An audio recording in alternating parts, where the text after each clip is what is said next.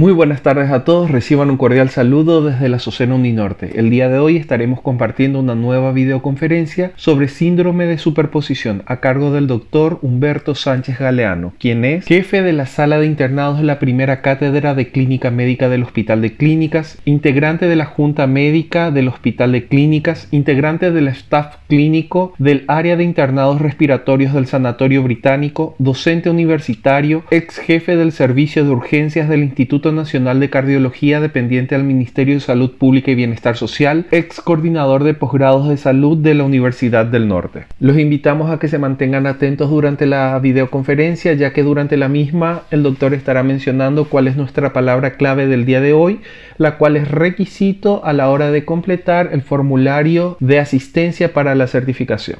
Agradeciendo una vez más la presencia de cada uno de ustedes, damos inicio a esta videoconferencia de la tarde de hoy. Así que adelante, doctor, estamos con usted. Muy buenas tardes para todos. Estoy muy agradecido por el honor que me hacen en darme esta distinción de poder compartir con ustedes un poquitito de lo que he aprendido en estos años. También agradecerles que se tomen el tiempo. Están acá tratando de aprender un poco más, que es lo que todos estamos haciendo siempre. Entonces, nada más, antes de comenzar, muchísimas gracias a todos por la invitación y por la confianza. Y bueno, vamos a comenzar a hablar un poquitito de una patología que es un poco rara, no es muy frecuente, pero cuando aparece es importante reconocerla. Es el síndrome de superposición. Es una patología que vemos dentro de los cuadros reumatológicos. Esta imagen que pueden visualizar acá, ¿verdad? Es bastante simbólica, ¿verdad? La palabra con la que le denominamos es la de quimera. ¿Verdad? Una quimera es un híbrido entre distintas especies en la mitología. Entonces, lo que nosotros vamos a ver es algo parecido a esa quimera. Bien, para comenzar a hablar del reporte de un caso, quiero comentar primero un poquitito de introducción para que nos quede un poquitito claro qué es el síndrome de superposición, porque como les digo, es un poco difícil a veces encontrar información sobre esta patología. Fíjense en esto, 25% de los pacientes con algún tipo de enfermedad reumática con síntomas sistémicos no pueden ser diagnosticados definitivamente.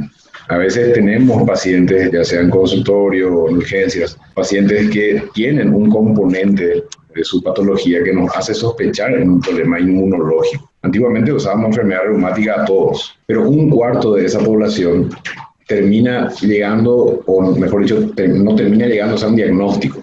Podemos tener el diagnóstico definitivo. Y lo tratamos como un cuadro inmunológico en la medida que vayan dándose las situaciones, pero fíjense que es un porcentaje importante en los cuales quedan con un signo de interrogación cuál es el diagnóstico final. La mayoría de estos van a permanecer sin diagnóstico por 5 a 10 años en seguimiento. Vamos a ver que hay trabajos, serie de casos que se han hecho sobre esto y se han encontrado que el paciente tiene un problema inmunológico, pero pasan 5 o 10 años y no podemos determinar cuál de todas las patologías del espectro inmunológico es el que él tiene. Históricamente han sido catalogados como portadores de enfermedades de colágeno o de tejido conectivo. Eso ya es un término un poco más nuevo. Y lo que tienen en común estas patologías es que tienen algunas características tanto clínicas como incluso en sus métodos auxiliares de diagnóstico. Entonces, hoy día usamos mucho esta palabra enfermedad del tejido conectivo, enfermedades difusas o enfermedades indiferenciadas. Hay otros pacientes que tienen enfermedades reumáticas que tienen características sistémicas que se superponen con 2 o más que son específicas de otras. Eso lo vamos a entender mejor enseguida. Fíjense, la enfermedad reumática sistémica, y ahí le metíamos a todo, a la artritis, a la esclerodermia, al lupus, a todos. Hoy día esto cambia un poquitito, usamos la palabra enfermedad de colágeno, usamos la palabra enfermedades del colágeno vascular, usamos la palabra enfermedades del tejido conectivo. Y acá tenemos una tabla donde nos muestra un poquitito algunos nombres para ir familiarizándonos. Por ejemplo, acá tenemos enfermedades mixtas del tejido conectivo. Y en este grupo de patología le tenemos al lupus, bien conocido, a la esclerodermia, a la polimiositis, a la artritis reumatoide. Y después tenemos acá enfermedad reumática sistémica indiferenciada. también llamada tejido conectivo indiferenciado, enfermedad de colágeno vascular, o, como lo ven acá, simplemente enfermedad autoinmune. Es decir, no sabemos qué es lo que tiene el paciente. Sabemos que tiene un problema inmunológico, pero no le podemos dar un nombre definitivo. Después tenemos, por ejemplo, el lupus no clásico, ¿verdad? Donde también se le conoce como el like-less, ¿verdad? El síndrome parecido al lupus, las variantes del lupus. Después tenemos otros pacientes con lupus posible, lupus probable, ¿verdad? Es bastante amplio. Y después tenemos acá el síndrome de superposición. Fíjense, tenemos catalogado, por ejemplo, superposición entre AR y lupus, entre esclerodermia y polimiositis o esclerodermia con dermatomiositis. Esto quiere decir que nuestro paciente tiene componentes de lupus, tiene componentes de artritis reumatoide, y ahí viene la palabra superposición o la palabra quimera que hablamos recién. Esclerodermia con lupus, esclerodermia con artritis reumatoide, otras superposiciones con variantes de la esclerodermia, polimiositis solapada, artritis idiopática juvenil con LES, y otras superposiciones, por ejemplo, con el síndrome de Sjögren. Y después tenemos otra un poco más rara, como la poliartritis indiferenciada o condroartritis indiferenciada.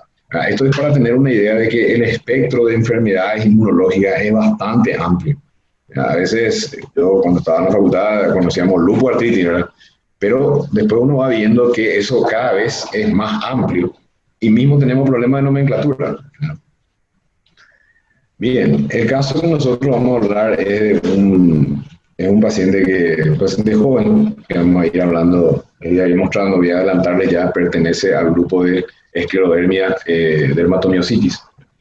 Entonces vamos a hacer una pequeña introducción de qué son las lesiones cutáneas que aparecen en este grupo, o en este grupo de pacientes que tienen un problema inmunológico pero no tienen una cédula final, un documento de identidad.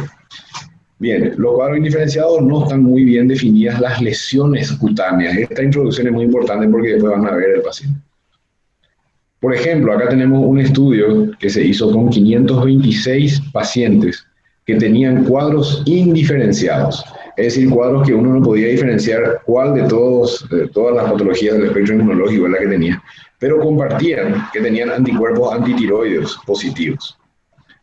De este grupo de 526 pacientes, fíjense, 47 pacientes tenían como manifestación cutánea una dermatitis expresada en forma de mácula, parche o pápula eritematosa con escamas delicadas. Esta es la manifestación cutánea que encontraron en 47 pacientes.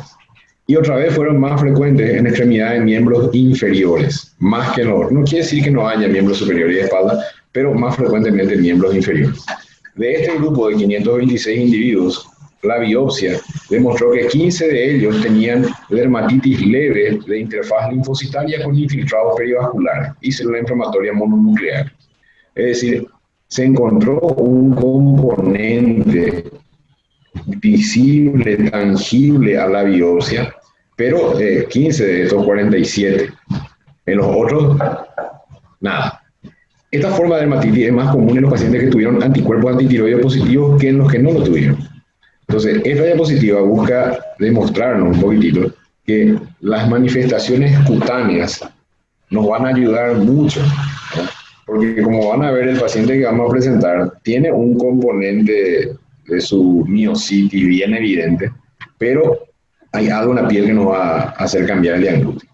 Y justamente llegamos a esto, dos patologías que también son inmunológicas, como son la dermatomiositis y la polimiositis. Fíjense que la dermatomiositis y la polimiositis, ¿qué es lo que tienen en común? Miopatías inflamatorias idiopáticas. Idiopáticas, muchas patologías con la evolución del tiempo. Antiguamente le decíamos idiopática, hoy le decimos autoinmune, ¿verdad? Como pasa con la PTI, ante la púrpura trombótica idiopática, hoy día es inmunológica, ¿verdad? Autoinmune. Sabemos que hay un componente inmunológico, lo que no sabemos, y por qué idiopático, pues no sabemos qué disparó esa reacción. Entonces, comparten eso. Hay una miopatía inflamatoria que no sabemos bien de dónde viene, hay una debilidad del músculo esquelético proximal y hay evidencia de inflamación muscular por marcadores serológicos. ¿Esto cómo se evidencia? El paciente puede decir que tiene débil las piernas, el esqueleto proximal, pero nosotros lo evidenciamos, la existencia de inflamación mediante los biomarcadores, marcadores serológicos. Entonces, si la dermatomiositis y la polimiositis tienen estas características, ¿cómo diferenciamos uno de otro? Y ahí Homero lo dice, no conozco la diferencia. La diferencia simplemente está en que la dermatomiositis tiene un componente cutáneo que la polimiositis no tiene. Esa es la diferencia. Tenemos un espectro que también quería tocarles de las enfermedades tempranas indiferenciadas, sistémicas. ¿Qué es lo que tenemos acá? Acá tenemos, por supuesto, el componente reumático, ¿verdad? ¿Qué es lo que tenemos acá? Son pacientes que no tienen un síndrome reumatológico claramente definido. Yo a este paciente no le puedo poner el sello de Sjögren, no le puedo poner el sello de artritis reumatoide, de Les. Tienen características de superposición de dos o más enfermedades, que fue lo que dijimos al comienzo. Y fíjense cómo nosotros podemos ver clínicamente estos pacientes que son indiferenciados, que enseguida vamos a hablar de lo que es indiferenciado y lo que es mixto. Fíjense, acá tenemos la esclerosis sistémica, la esclerodermia, el lupus, la artritis reumatoide, el síndrome de Sjögren, la miopatía inflamatoria.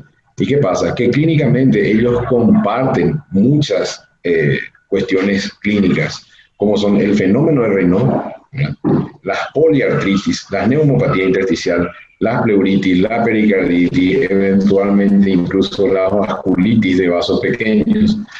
Estos componentes clínicos pueden estar solapados, ¿verdad? Es decir, el AR puede tener fenómeno de Raynaud, el Les puede tener Raynaud, el Sjögren puede eventualmente llegar a una pericarditis o una pleuritis, no es tan habitual, pero puede. La esclerosis sistémica puede tener pleuritis, puede tener vasculitis. ¿Ven cómo no podemos basarnos en que tenga fenómeno de Raynaud y decir directamente solo Les? Puede ser que esa patología, ese paciente que le estamos viendo, sea justamente este grupo de las indiferenciadas, porque esto, lo que le caracteriza o lo que buscamos o lo que nos muestra al examen, puede presentarse en cualquiera de las otras enfermedades. Serológicamente quizá está la diferencia, y no tanto, porque serológicamente estas mismas patologías comparten también marcadores o tienen, dicho de otra manera, reacciones cruzadas. Es decir, un Les puede tener ANA positivo, un Sjögren puede tener ANA positivo, una miopatía inflamatoria puede tener ANA positivo, el factor reumatoide es la misma cosa, el anti-RO, el anti-LA. Estos marcadores, fíjense, clínicamente tenemos elementos que se superponen en estas enfermedades inmunológicas y laboratorial o serológicamente también. Pero, no obstante, existen algunos anticuerpos que son un poquitito más digamos, certeros hacia determinadas patologías. Por ejemplo, los anticuerpos anticentrómeros son, digamos, bastante específicos o apuntan bastante bien a la esclerosis sistémica cutánea limitada, y un anticuerpo bastante conocido en la práctica clínica, el antiescleros 70, que en realidad es antitopoisomerasa, ¿ya? Por ejemplo, es bastante específico o se ve bastante en la esclerosis sistémica cutánea. Lo que les quiero decir con esto es que un antiescleros 70 en un Les podría, pero es un poco más difícil, ¿verdad? Ahora, si hablamos de ANA, anti-ROE, anti-LA y compañía, sí hay más posibilidades de que el mismo marcador serológico pueda estar presente en más de una enfermedad. El anti-CCP es bastante ligado a la artritis reumatoide. Este es un anticuerpo que se hace años atrás. Esto estaba cuando estaban llegando al país, era un costo extremadamente elevado. Pero es muy útil porque el anti-CCP, por ejemplo, tiene una característica. Nosotros no le pedimos anti-CCP a todos los pacientes de quienes sospechamos artritis reumatoide. ¿Qué es lo que es el anti-CCP? El péptido citrulinado. Nuestras células del cartílago normalmente no citrulinan, no le agregan la citrulina a un péptido. Ahora, las células afectadas por este proceso inmunológico, las células del cartílago, sí pueden citrulinar, pueden agregar la citrulina, poseen esa enzima. Individuos que no tienen eso, no tienen esa enzima. Entonces lo que se busca es demostrar eso, ¿verdad? Y sobre todo es muy útil cuando ustedes sospechan de artritis reumatoide en pacientes jóvenes, donde toda tu serología te viene negativa, por ejemplo. Entonces ahí es útil. Después tenemos el anti-SM, el anti-DNA, los anticuerpos antifosfolipídicos, que pueden ayudarnos bastante bien a enfocarnos hacia un cuadro de lupus. Esta es una serie de casos que les puse porque es bastante interesante. Se hizo en Hungría, con un N de 665 pacientes, donde se hizo un seguimiento por 5 años de estos 600 y pico de pacientes. Fíjense, acá tenemos evolución a un síndrome autoinmune bien definido, es decir, de los 600 y pico de pacientes, en 5 años, solamente 35% de esos pacientes pudieron ser catalogados con una cédula. Son Les, son Sjögren, son AR, son vasculitis. ¿Verdad? Solo 28 de estos 600 pacientes, es decir, 35. En total, de los que llegaron a un diagnóstico fueron 35%. Y 65% quedaron en el rango, en el espectro de las patologías indiferenciadas.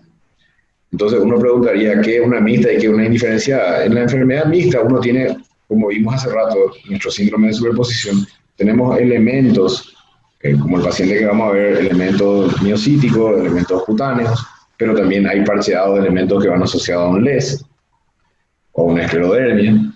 En cambio, el indiferenciado es, hablando mal y pronto, no vamos a poder saber qué es una verdadera quimera, no vamos a saber qué es lo que tiene elementos difusos de todo, tiene marcadores negativos, pero tiene clínica positiva.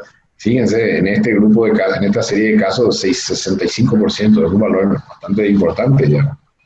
Y lo peor de todo, la remisión completa de estos pacientes ocurrió apenas en un 12%.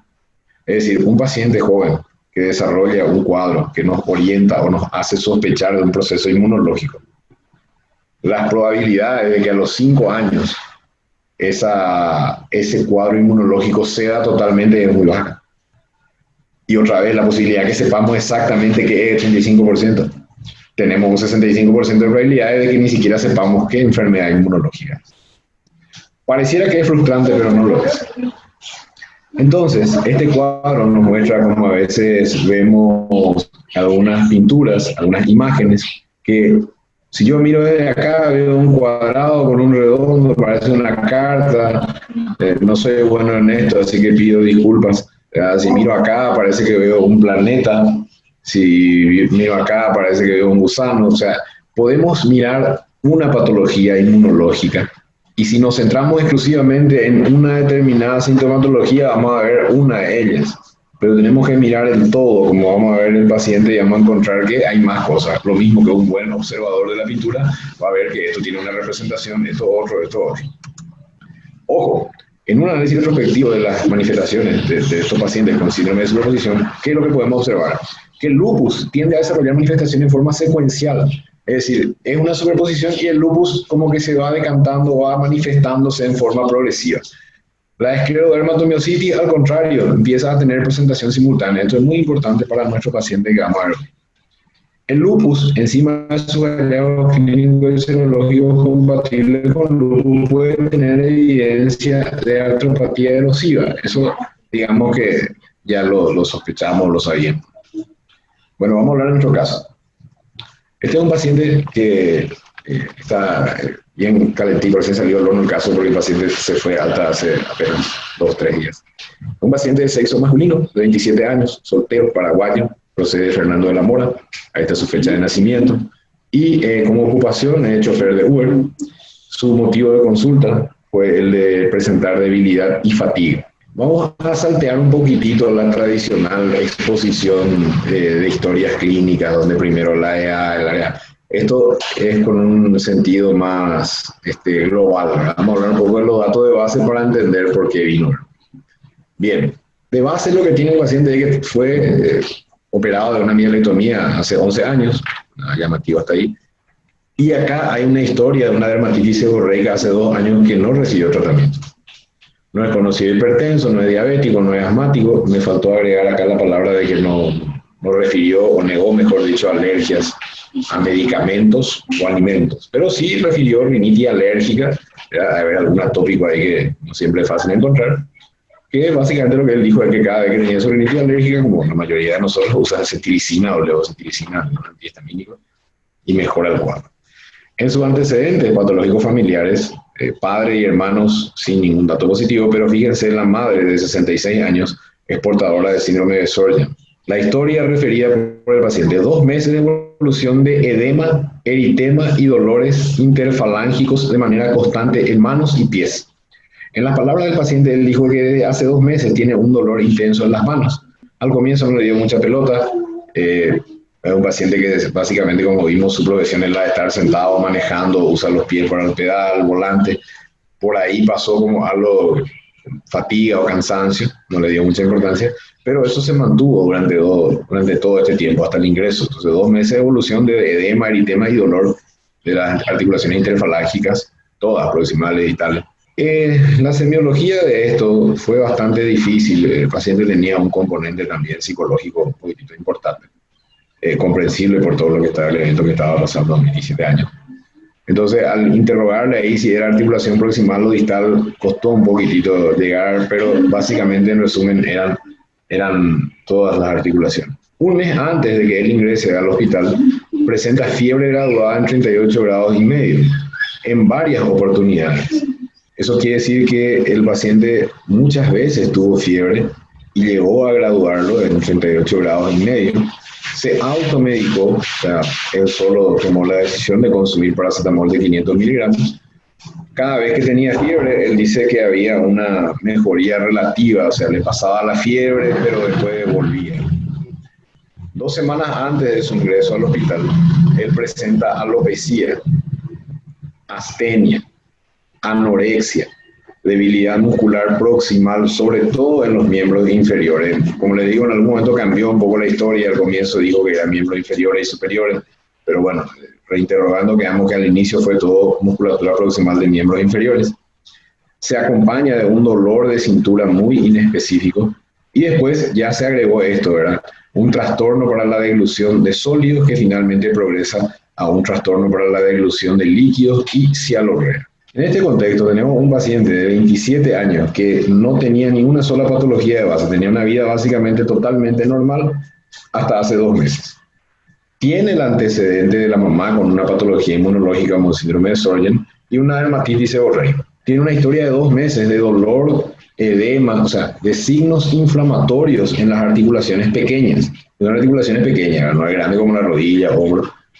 Y un mes antes empieza a aparecer episodios febriles y después ya termina presentando manifestaciones más difusas, alopecia, astenia, anorexia, y termina finalmente, lo que realmente le hizo llegar hasta el hospital fue la dificultad para deglutir sólidos y líquidos. El examen físico, que es lo que nos muestra de sus signos vitales, estaba un poquitito taquicárdico al ingreso, ¿verdad? Estaba febril, bastante alto, ¿verdad? 1,82 m, 69 kilos, estaba un poquito desnutrido realmente, su albúmina estaba un poco baja, y eso se notaba también en su contextura muscular. Los datos positivos que encontramos en el examen físico: la boca, fíjense, mucosas húmedas, lengua no saburral, dientes en buen estado, faringe no hay nada, cuello no hay nada, abdomen tampoco mostró nada relevante. El sistema nervioso, un grado 15 de 15, pares craneales conservados, pero acá vemos una fuerza muscular. Yo creo que este 3 es un poco generoso, yo creo que llegamos a 2 nomás de fuerza, 2 de 5, en los 4 miembros, tanto en miembros superiores como miembros inferiores. Al momento que nosotros le evaluamos, cuando ingresó a la sala, tenía bastante disminuida la fuerza muscular, pero los reflejos osteotendinosos estaban todos presentes, conservados, sin ningún dato llamativo. En el sistema osteoartromuscular llama la atención que tanto movimientos activos y pasivos en las manos son dolorosos. En la piel encontramos un eritema en los dedos, que van a ver la foto enseguida, con escoriaciones incluso, y un eritema malar. Si nosotros nos ceñimos a la historia, a los antecedentes y al examen físico, este es un muchacho joven, varón. Acuérdense que las patologías inmunológicas son un poco más frecuentes en la mujer que en el varón, y son más catastróficas en el varón, irónicamente. Es más frecuente en la mujer, pero es más catastrófico, más caótico en el varón. Entonces, este es un varón que viene por una historia de inflamación en las articulaciones, con una historia de fiebre y con una sintomatología también, o signos al examen físico de la piel: eritema malar, eritema en los dedos. Esto casi podemos interpretarlo como un Raynaud. Entonces, acá el paciente ya luce como un probable síndrome de superposición. Acuérdense que hablamos también de la esclerodermia. Si recuerdan la esclerodermia, la estenosis periorificial de casi todo eso también se manifiesta a nivel esofágico. Y este muchacho no podía tragar sólidos ni líquidos. Eso también puede haber sido la expresión de una esclerodermia. Dentro de sus auxiliares diagnósticos, fíjense que él tenía al ingreso un ANA positivo 1 en 640. Un ANA bien positivo, un anti-DNA negativo, una beta-2 microglobulina que se pidió después del ingreso, que vino también bastante aumentado, que no es tampoco específico de esta patología, ¿verdad? Una LDH que en realidad este es el valor, el segundo o tercer valor, estaba en 4.000 al ingreso. Y sus transaminasas, una GOT y una GPT de 1.170 y 405 respectivamente. Su aldolasa estaba en 180 para un valor normal de 7.6, cosa que marca o le da el sello de afectación muscular. La aldolasa es lo que es más específico. Recuerden que tanto las transaminasas también pueden estar aumentadas. Acuérdense que la transaminasa no es un marcador de lesión hepática. Frecuentemente en, en, en la práctica médica, erróneamente cuando vemos las transaminasas elevadas, lo interpretamos como, o los médicos lo interpretan como una afectación hepática, porque está dentro del hepatograma. Pero acuérdense que las transaminasas están en el músculo estriado, en el músculo cardíaco, en el intestino, en varios lugares. Entonces, en este caso, esto no se debe a ninguna afectación hepática, sino a su proceso muscular. Tenemos una dolasa bien positiva. Y fíjense acá algo más. Se le pidió un anti-RNP, que es un dosaje serológico que orienta bastante en el caso de la enfermedad mixta del tejido conectivo. Vino positivo, 41.3, rango positivo. Se le pidió un ANCA-C, un ANCA-P y vinieron negativos. Se le pidió un C3 y un C4 y vinieron consumidos. Se le pidió un anti-JO1 que vino negativo. Esto es marcador de polimiositis. Entonces, si hacemos un stop acá, nuestro paciente joven con manifestaciones de lupus, con manifestaciones de esclerodermia, con manifestaciones de polimiositis, con afectación dérmica, es decir, dermatomiositis, tiene todo para que él sea encasillado como un síndrome de superposición, porque tiene componentes de varios. Eso en su clínica. Y fíjense, en su laboratorio la misma cosa. Tiene un ANA tremendamente positivo, 1,640. No era lo mismo si acá teníamos un ANA 1,40, 1,20. Eso no es nada. Pero bien positivo, 1,640. Es más, se me pasó también, le pido mil disculpas, poner acá, tenía un patrón característico, un patrón moteado, un patrón bien característico de LES.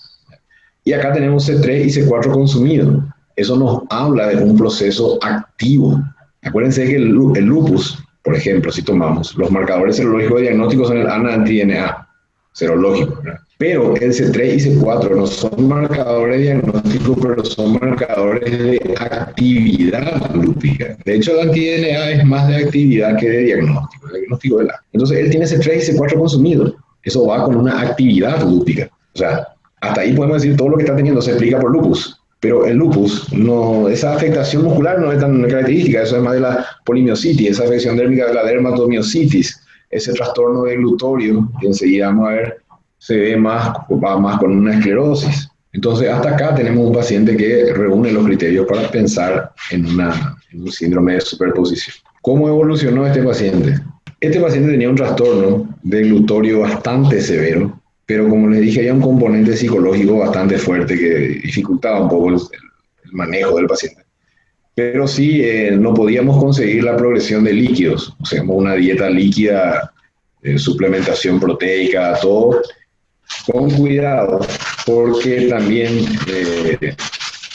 este paciente, antes de ingresar con nosotros, le había visto a alguien por consultorio, le había pedido una orina 24 horas por el tema del hinchazón, ahí de las manos y compañía, y de hecho él tenía una proteinuria bastante marcada, ¿verdad? Con una urea de creatinina normal, pero con una proteinuria súper alta y un filtrado glomerular un poco disminuido. Entonces, no se le hizo una dieta con gran sobrecarga de proteína, pero se le pasó a una dieta con suplementos, básicamente líquidos, pastosos. No hubo respuesta. Pero hicimos eso porque él al comienzo dijo que ni líquido podía tragar, pero después dijo que estaba empezando a tolerar bien, que eso había pasado. No pudimos progresar jamás con la nutrición entera. Entonces decidimos hacerle una endoscopía. Tenía criterio para hacer una endoscopía digestiva alta. Y como verán, la conclusión es una candidiasis esofágica y una atrofia de las velocidades duodenales. En algún momento se tocó la posibilidad y él habló de eventuales episodios de diarrea. Entonces, con esta endoscopía, con su historia riquísima, personal y familiar de proceso inmunológico, teníamos que pensar, al ver atrofia velocitaria, tener que pensar en enfermedad celíaca. Podría ser. Entonces, se tomaron las muestras de biopsia en esa endoscopía, vamos a ver ahora el resultado, y se le trató, como dice ahí abajo, con fluconazol por 14 días para cubrir esa candidiasis esofágica. Entonces, ahí viene uno de los razonamientos que hicimos, ¿verdad? Este muchacho tiene candidiasis, ¿por qué? Y uno es su componente inmunológico, ese es el más probable. Pero, como les digo, la historia costó bastante porque había datos que no nos quería dar el paciente. Hay una historia que no puse porque el resultado no era de esta internación. podría prestarse a la confusión, pero voy a aclararle ahora. Él tenía un BDRL positivo 1 en 2. Entonces, cuando le preguntamos de dónde vino el BDRL 1 en 2, primero dijo que se lo había pedido en forma rutinaria. Al final terminó aclarando que se debió a una ruptura amorosa. Él decidió hacerse el BDRL. ¿Qué pasó? Que él tenía, en resumen, pruebas treponémicas positivas y no treponémicas negativas. De hecho, una de las más específicas la que tenía. O sea, en resumen, él tiene una cicatriz. O sea, tuvo una sífilis en algún momento y quedó con una cicatriz. Le hicimos un test de ELISA, vino negativo. Le repetimos el test de ELISA, vino negativo. Porque lo que estábamos viendo es, si bien es cierto que él tiene un componente inmunológico importante y bastante rico, eso era suficiente para explicar una candidiasis esofágica tan severa y tan importante, porque él no solamente tenía disfagia, tenía dolor.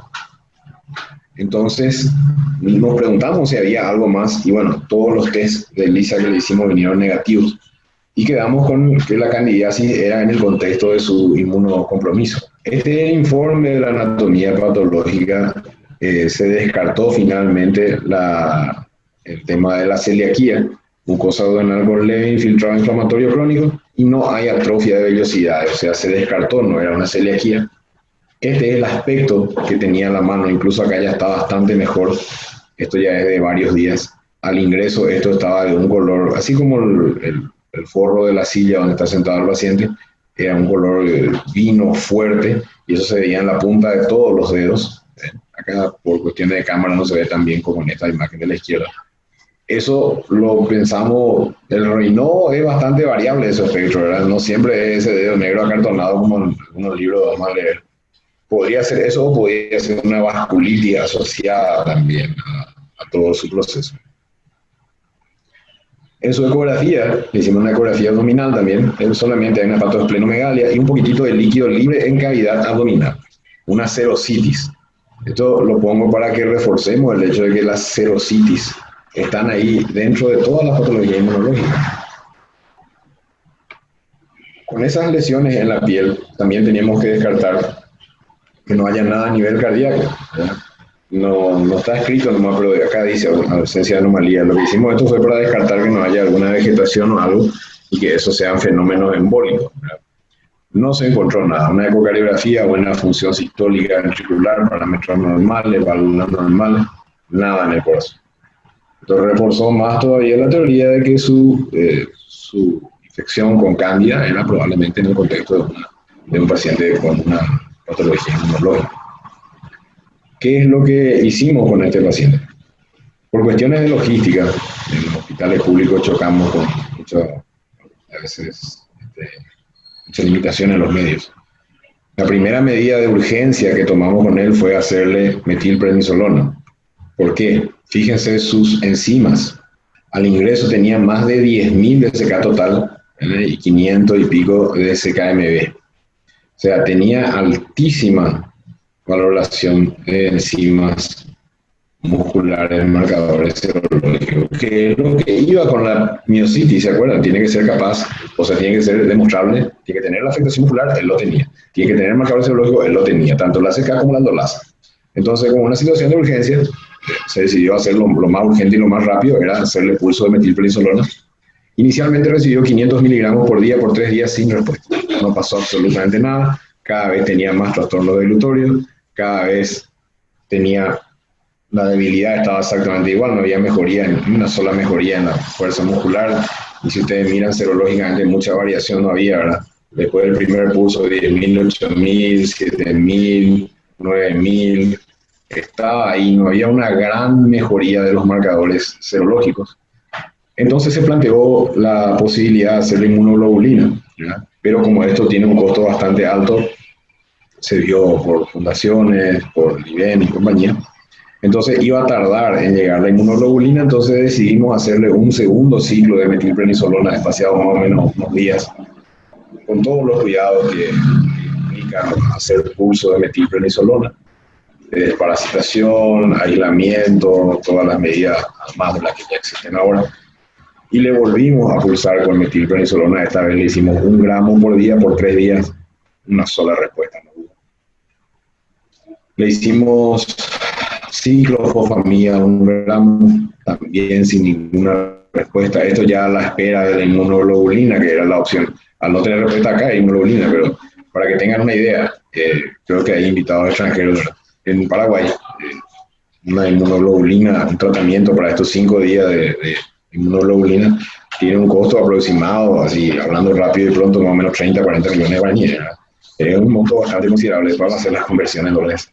Entonces, eso, entre que tardó en llegar, bueno, mientras tanto hicimos esto, pero finalmente recibió la inmunoglobulina y ahí presentó rápida evolución. Si vamos a los marcadores, acá está el día de pulso, ¿verdad? Y acá comienza la inmunoglobulina.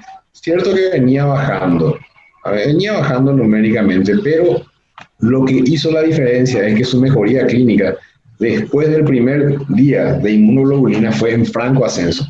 Ya las encima volvieron acá, hay uno que probablemente sea un falso positivo, ¿verdad? Estos valores quizá un poco dudosos, ¿verdad? Pero lo más llamativo, lo más importante fue que clínicamente él mejoró. Su fuerza muscular después del tercer día de inmunoglobulina era 4 de 5 en miembros inferiores, 4 de 5 en miembros superiores.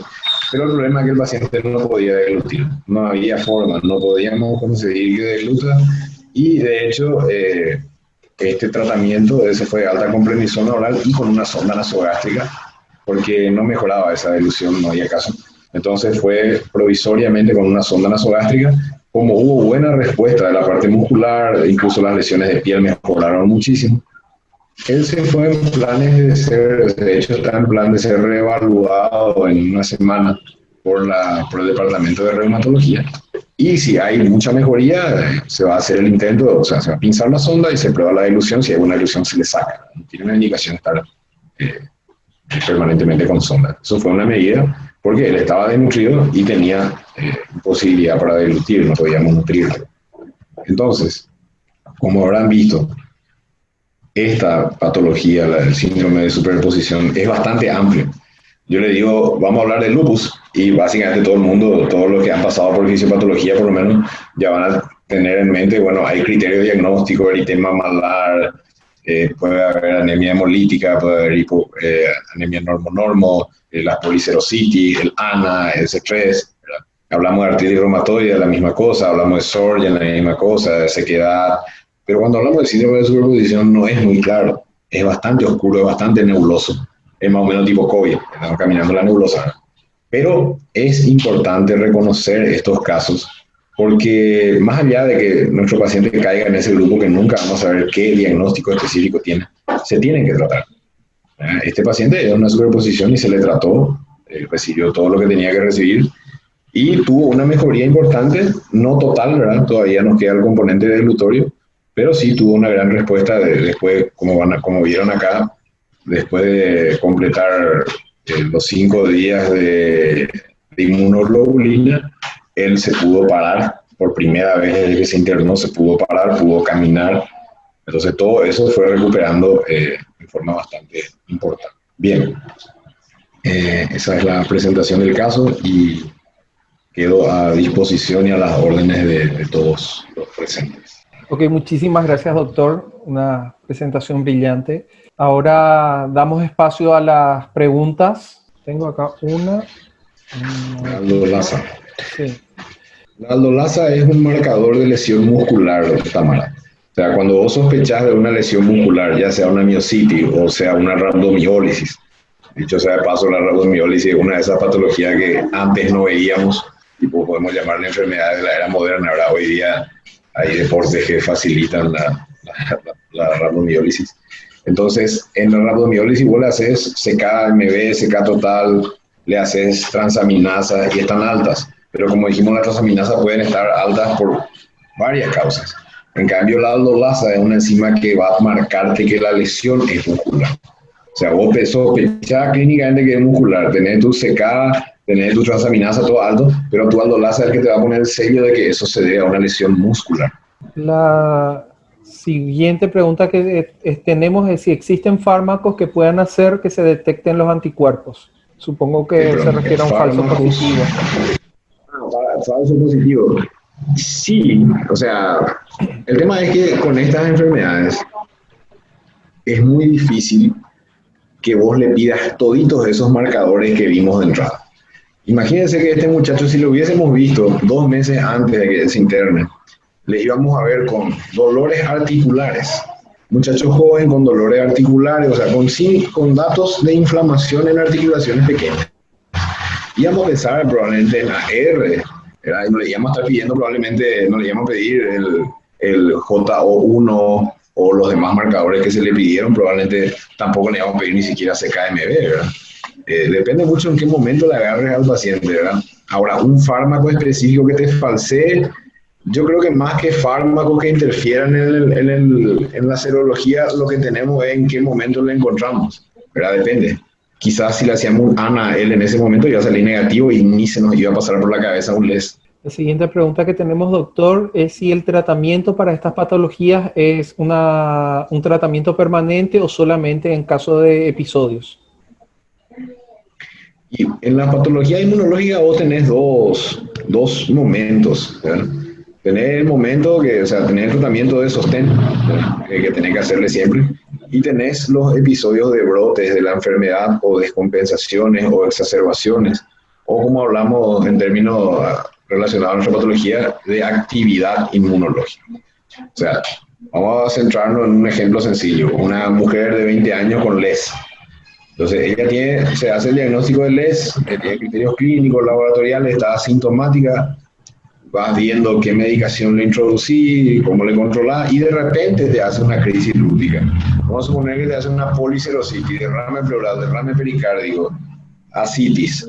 A tener una policerositis y tiene dificultad respiratoria, o te hace algo más catastrófico, la nefritis lúpica. En ese caso, está haciendo una actividad de su enfermedad de base, y eso tiene otro tipo de tratamiento que son los inmunosupresores bastante potentes, como los que viste que usamos, como la metilprednisolona, la ciclofosfamida, la inmunoglobulina. Y fuera de esos periodos de actividad de la enfermedad inmunológica, reciben un tratamiento de sostén que últimamente, como está de moda por el tema del COVID, habrán escuchado la hidroxicloroquina, es uno de ellos, ¿verdad? La hidroxicloroquina yo creo que fue injustamente vilipendiada por mucha gente.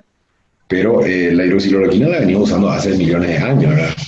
Y yo soy un poco viejo, pero hay gente más vieja que yo, ¿verdad? La hidroxicloroquina se viene usando desde hace años en enfermedades inmunológicas y trastornos como los que se dicen por ahí, no lo vimos. Ahora, es cierto que en este contexto de otra enfermedad y hay otros fármacos asociados, pero para darte una idea nomás, muchos de estos pacientes se manejan, por ejemplo, con hidroxicloroquina o con corticoide de dosis baja, pero cuando hacen un proceso que pone en peligro su vida, de hecho el tratamiento es así, el de sostén y de la crisis. En la crisis usas inmunosupresores de alta gama, como diríamos. La siguiente pregunta dice si en su experiencia con la enfermedad de Still, que tienen varios componentes clínicos y cómo llegar a su diagnóstico. Realmente en mis años, hoy justamente estábamos hablando en una práctica con los alumnos de esta mañana de clínica médica, estábamos hablando justamente de otra patología, ¿verdad? Pues ya que me hablaba de Still, me habían dicho de que en algún momento en la formación se ha hablado de que el Chagas es una enfermedad terriblemente prevalente. Yo personalmente, si no me falla la memoria, no me traiciona el Alzheimer, creo que he visto 1 o 2 Chagas en toda mi vida. Enfermedad de Still, si no me falla la memoria, tuve un solo caso de una chica joven que era bastante difícil también. Al comienzo parecía un síndrome de superposición. Y realmente así un Still solo y puro no tuve todavía. 12 años de medicina, no, solo yo como diferente cuando vos estás en formación, en la soy residente, pero como médico solo Still yo no tuve hasta ahora. Personalmente no tuve todavía.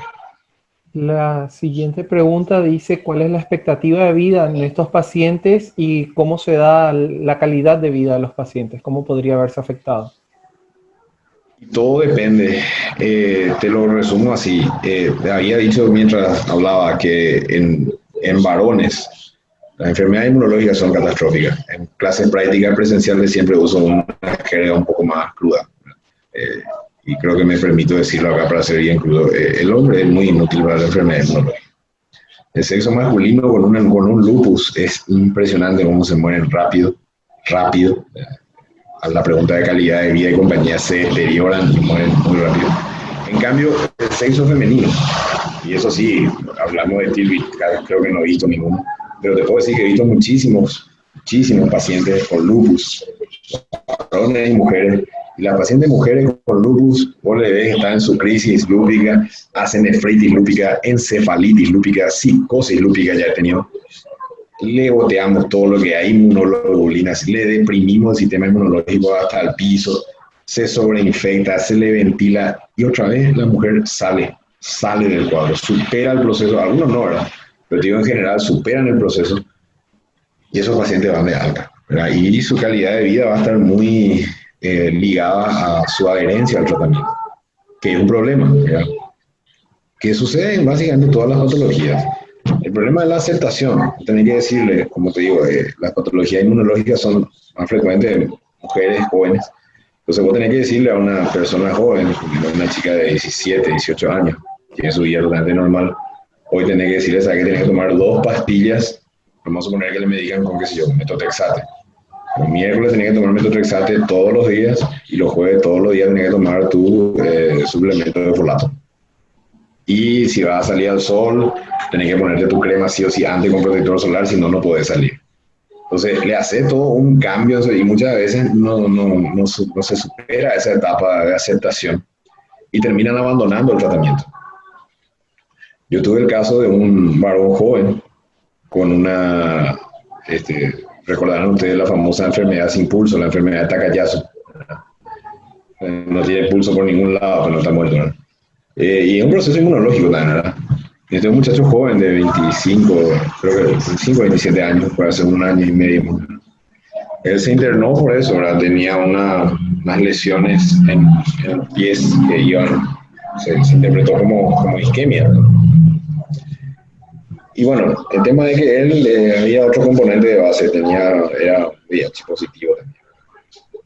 Pero él hizo un proceso inmunológico catastrófico. Ni siquiera el pulso carotido le podíamos palpar a él. Entonces nos manejamos al comienzo a ojos, más o menos, el pulso, por electrocardiograma el pulso, porque no, era imposible, por eso ahí viene el nombre de enfermedad sin pulso. Se le trató inicialmente, o en ese paciente hubo una sospecha de una reacción a la ergotamina, consumía mucha ergotamina. Pero después eso quedó descartado, se le hicieron vasodilatadores al comienzo, hubo casi nada de respuesta. Y finalmente, bueno, cuando ingresó conmigo a la sala tomamos la decisión de hacerle pulso de metilprednisolonar. Sudando bastante, es ahí donde el médico tiene que demostrar su habilidad, o sea, ustedes el día de mañana. Un paciente joven con VIH totalmente sin tratamiento, con un problema inmunológico y recibiendo pulso de metilprednisolonar. Si salía bien, nos iban a abrazar todos, si salía mal, nos iban a crucificar. Bueno, salió bien. Le hicimos 5 pulsos de metil le hicimos. Y el paciente empezó a recuperar temperatura, empezó a recuperar pulso, estuvo al borde de la amputación. Hablo del caso porque es un proceso inmunológico que tampoco quedó muy filiado, quedó como una vasculitis, pero bordeando ahí quizá la superposición. Bueno, ese muchacho se fue de alta con la indicación de anticoagulación plena, con anticumarínicos y con corticoides a dosis baja. Estuvo sin problema, recuperó la movilidad porque él era peluquero, ahí no podía mover ni las manos. Cuando recuperó la circulación, dijimos, bueno, está feliz porque va a poder trabajar. Por cosas de la vida, recién se fue de alta, tenía que seguir por el departamento de reumatología, eso fue, no sé, poco más de 1 año, prepandemia.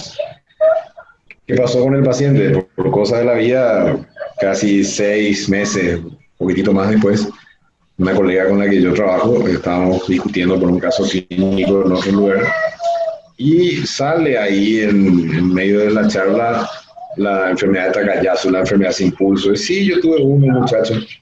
Se llama así, sí, yo le he visto, yo no le he visto, yo le he visto en el hospital de Itagua. ¿En serio? ¿Y qué le pasó? Bueno, nosotros le dimos de alta, había salido de clínica a tal fecha, ¿y qué pasó de él? ¿Tuvo algún problema o se pasó de sus controles? No, abandonó sus corticoides, abandonó su anticoagulación y terminó con amputación en el hospital. Entonces, la expectativa de vida de estos pacientes, por un lado tenés que en el varón es muy agresivo, en la mujer es agresivo, pero no es tan fatal como en el varón. Y por otro lado tenés su adhesión al tratamiento. Pueden tener una vida normal.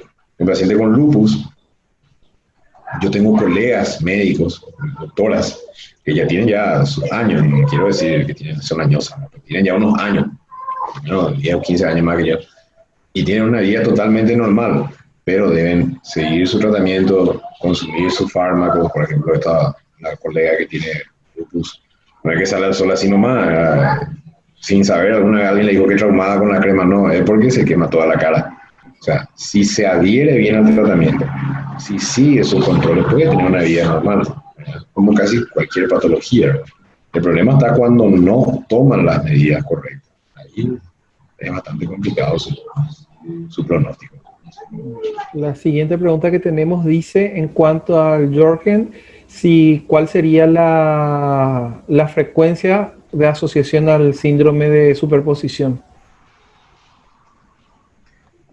O sea que esa pregunta no me sale acá en el chat, pero escucha.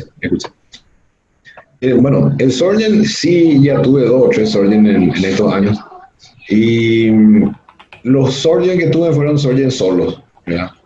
El caso de este muchacho no había algo para pensar en sequedad de mucosa, ¿verdad? Para pensar que él tenga un Sjögren. Entonces, no tengo en mente para decirte la proporción en nuestro país. De hecho, las enfermedades inmunológicas en nuestro país no están tan bien cifradas, ¿verdad? No tenemos tantos datos de todo. Pero la verdad que no sabría decirte, y no sé si hay una proporción en nuestro país o una estadística de cuántos Sjögren tenemos. Y como viste, la superposición no es muy frecuente y vas a encontrar superposición si pensás en superposición, ¿verdad? Entonces, pero sería muy interesante que ustedes que están comenzando, por ejemplo, pueden hacer eso, ¿verdad? Pueden hacer un trabajo prospectivo de acá a 5 o 10 años de seguimiento de pacientes con problemas inmunológicos, como ese que vimos, y demostraron que muchos terminaron siendo Sjögren, otros terminaron superposición y sacar. Pero te digo la verdad, no quiero mentir porque hay trabajos muy lindos en reumatología en Paraguay, pero casi te diría que no sé si ha de existir esa estadística. Ya. Ok, entonces tampoco podríamos decir cuáles son los que se superponen más frecuentemente. De hablar asociaciones más comunes. Con números es difícil. Porque mira que también tenemos un problema acá, como vimos al comienzo de esas enfermedades, por ejemplo, las superposiciones con LES. A veces exponencialmente el LES tipo que se va haciendo más manifiesto y los otros síntomas quizás pasan desapercibidos. No es que se curó, sino que no le dimos más importancia a eso. Pero sería realmente muy interesante la pregunta y habría que hacer.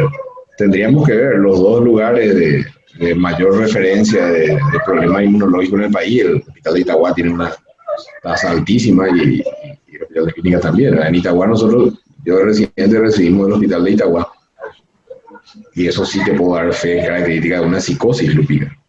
Una chica jovencita que es una psicosis lúpica, pero era bien lupus. No había nada más para pensar, pero o sea, yo creo que de esta charla lo muy útil que ustedes mismos pueden llevar más allá de lo que yo les cuente de mi experiencia o mi pseudo experiencia, es llevar el hecho de despertar la curiosidad, ¿verdad?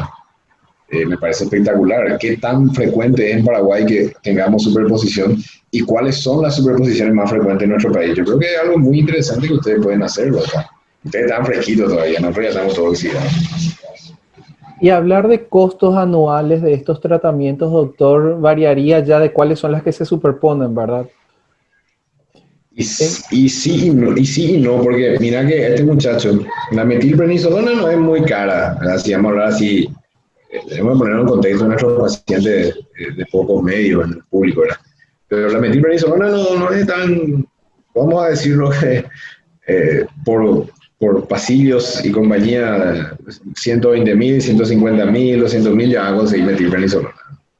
Pero después hablar de la ciclofosfamida, que tiene un costo ya un poquitito más alto, $1 millón y pico.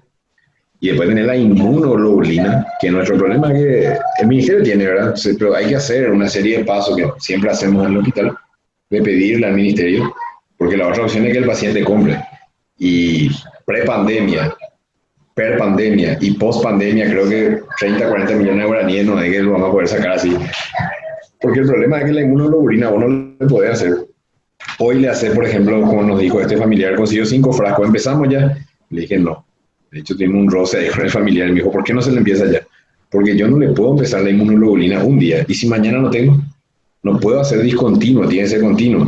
Entonces, vos tenés que, si vas a comprar, necesitas, o sea, si todo esto lo vas a hacer de tu bolsillo y necesitas, en total, yo te diría para tener un número por este paciente, lo que fue el costo operativo de fármacos, y tendría que tener más o menos algo así como 40 y pico de millones de guaraníes en el bolsillo para poder hacer todo esto. O sea, tiene los fármacos inmunosupresores como la ciclofosfamida o la inmunoglobulina son costosos, son bastante caros. Fácilmente llegamos a unos $5.700 entonces para un tratamiento así. Ahí está la conversión que me contaron. Entonces, bueno, si no hay más preguntas, cerramos acá la videoconferencia. Le pedimos al doctor que nos diga la palabra clave. Bueno, nuestra palabra clave, recordar después de haber leído esta patología, es la quimera. Perfecto. Entonces, cuando se haga el pase de lista, acuérdense de la palabra clave, de completarla para la certificación. Muchísimas gracias al doctor Humberto Sánchez por la excelente disertación del día de hoy. También queremos agradecer a cada uno de ustedes por estar compartiendo con nosotros en esta tarde. Los invitamos a que se suscriban a nuestro canal de YouTube, nos dejen el like y les recordamos que cada semana estaremos compartiendo contenido nuevo. Así que no se olviden de suscribirse al canal y activar las notificaciones con la campanita para poder mantenerse al tanto. Síganos además en nuestras redes sociales de SOSEN Uninorte, en donde estarán encontrando el mejor contenido referente a medicina.